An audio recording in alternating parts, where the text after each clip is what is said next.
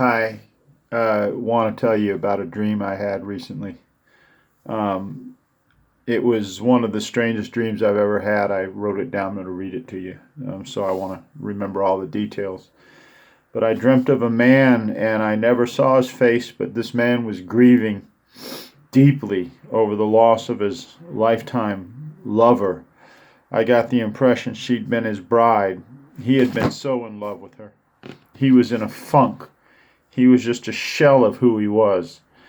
Without her, he was just going through the motions day by day. After 4 months, he was so desperate, he decided he was going to find any way possible to resurrect her, no matter what.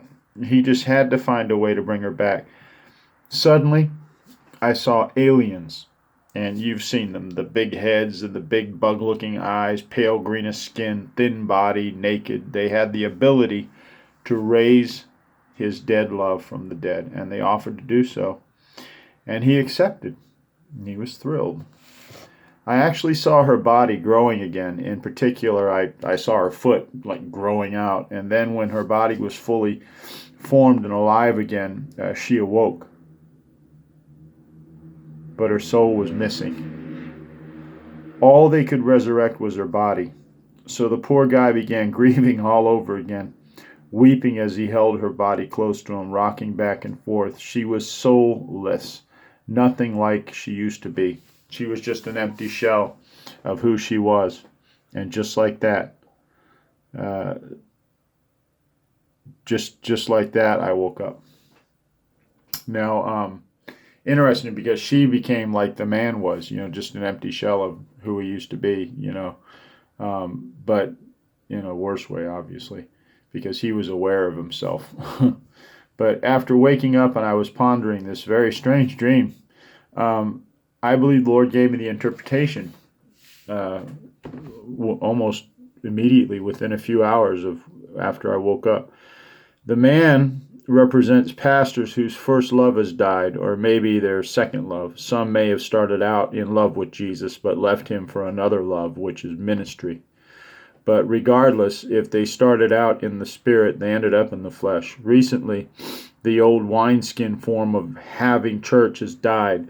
The religious spirit-filled fellowship instead of the Holy Spirit-led fellowship is dead. The virus is killing more than just people in the physical realm. Spiritually, people are being killed too.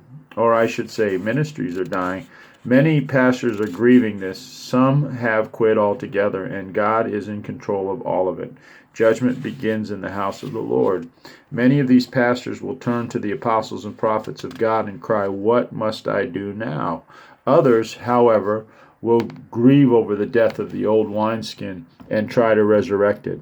But new wine cannot go in old wineskins. New wine needs new bottles. Pastors who try to go right back to the old form of church that God hates will be just as miserable as they are now, for they'll be soulless.